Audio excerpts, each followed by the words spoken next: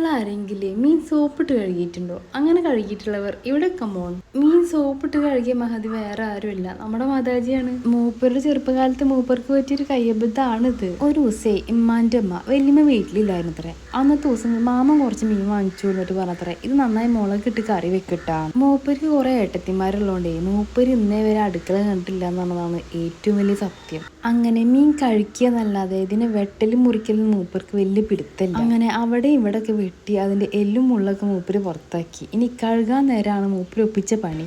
കഴുകി ടാങ്കിലെ 3/4 ഭാഗം വെള്ളം തീർന്നത്ര. മീനൊക്കെ വെളുത്തിട്ട് പാറുകയും ചെയ്തു.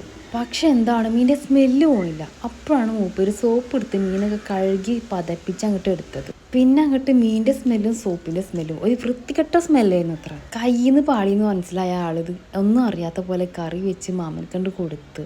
പിന്നെ ഇന്നേ വരെ ഉമ്മാട് മുളക് കറി വെച്ചിട്ടില്ല അത്ര. അപ്പം നമ്മൾ കൊളയാൻ മറക്കണ്ട.